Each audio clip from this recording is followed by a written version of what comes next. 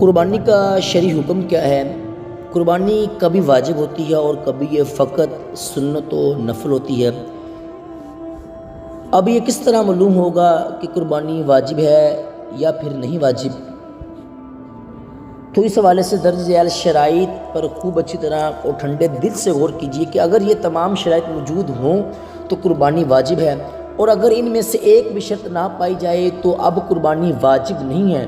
ہاں، ایسی صورت میں کریں گے تو سنت و نفل ہوگی۔ قربانی کی شرائط کون کون سی ہیں؟ نمبر 1 مسلمان ہونا، نمبر 2 مقیم ہونا، نمبر 3 مالک نصاب ہونا، اور نمبر 4 بالغ ہونا۔ مسلمان ہونا اس سے مراد کی ہے کہ قربانی کرنا یہ مسلمان پر واجب ہے، نہ کہ یہ غیر مسلم پر۔ اور مقیم ہونا سے کیا مراد ہے؟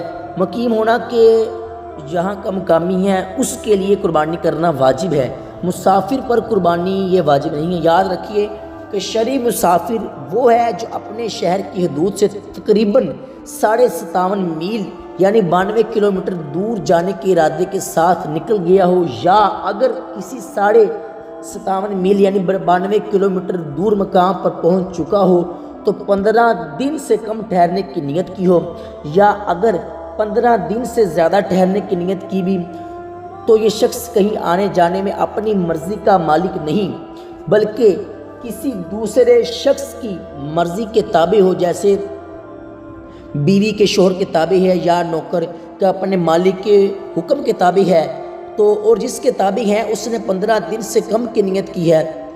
اب مالک نصاب ہونا اس سے مراد مالک نصاب ہونے کا مطلب یہ ہے کہ اس شخص کے پاس 7.5 تولہ سونا یا 52 تولے چاندی یا اتنی مالیت کی رقم یا اتنی مالیت کا تجارت کا مال ہو یا اتنی مالیت کا ضروریات زندگی سے زائد سامان ہو، اور اس پر اللہ تعالیٰ یا بندوں کا اتنا قرضہ نہ ہو کہ جسے ادا کر کے ذکر کردہ نصاب باقی نہ رہے۔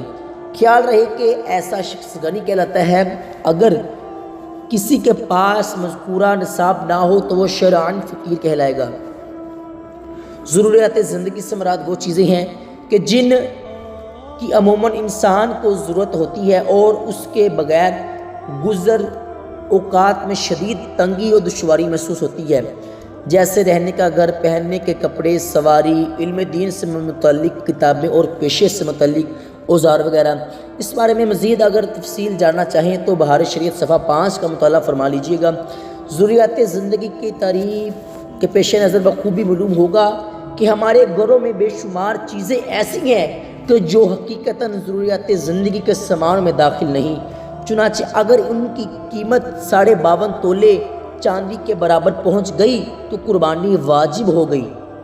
درج ذیل اشیاء ضروریات زندگی میں شامل نہیں ہیں۔ Number 1 TV, number 2 VCR، number 3 tape recorder, number 4 dish antenna اور ایسا کمپیوٹر جسے فقط تفریح کی غرض سے استعمال کیا جاتا ہو۔ چنانچہ اگر پڑھائی یا دینی معلومات کا حصول مقصود ہو تو یہ بھی دینی کتابوں کے حکم میں آئیں گے۔ ایسے کپڑے کہ جن کو گرمی اور سردی میں پہننا ترک کر دیا گیا ہو، ڈیکوریشن پیس، ضروریات سے زیادہ مکان یا خالی پلاٹ وغیرہ، گھر میں لگی ہوئی تصاویر، ڈائجسٹ ناول وغیرہ، آڈیو ویڈیو کیسٹ بشرطیہ دینی معلومات کے حصول کی غرض سے نہ لی گئی ہوں۔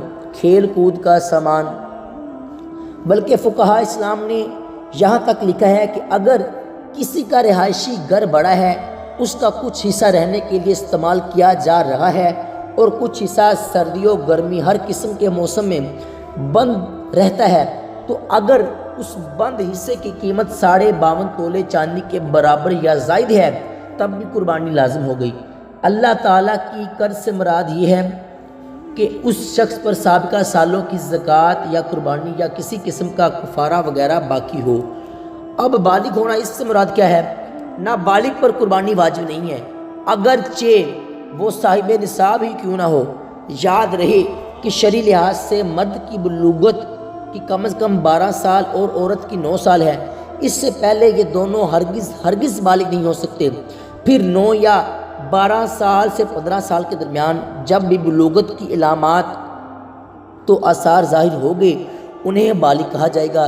ان کی علامات یہ ہیں انہیں سوتے خواہ جاگتے میں احتلام و انزال ہو جائے، عورت کو حیض آ جائے یا پھر وہ حاملہ ہو جائے، مرد جماع سے کسی عورت کو حاملہ کر دے، اگر یہ دونوں اپنے بالغ ہونے کا اقرار کریں اور ان کا ظاہری حال اس کی تکذیب نہ کرتا ہو تو بھی انہیں بالغ قرار دیا جائے گا، یا ان کی عمریں 15 سال کی ہو گئیں، اب چاہے بلوغت کی کوئی علامت ظاہر نہ بھی ہو تب شرعاً انہیں بالغ و بالغہ قرار دیا جائے گا۔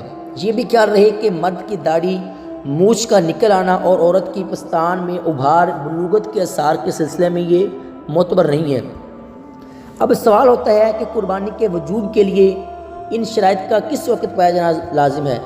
یاد رکھیے کہ قربانی کا وقت 10 ذی الحجہ کے طلوع صادق سے 12 ذی الحجہ کے غروب آفتاب تک ہے، یعنی 3 دن اور 2 راتیں۔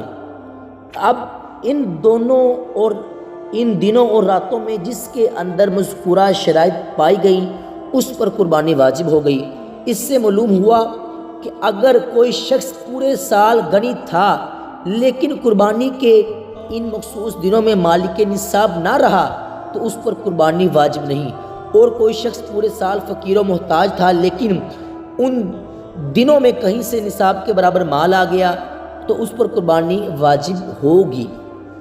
نیز یہ بھی معلوم ہو گیا کہ زکوٰۃ کے وجوب کے لیے ضروری تھا کہ مال پر سال گزر چکا ہو، لیکن قربانی کے واجب ہونے کے لیے مال پر سال گزرنا یہ شرط نہیں۔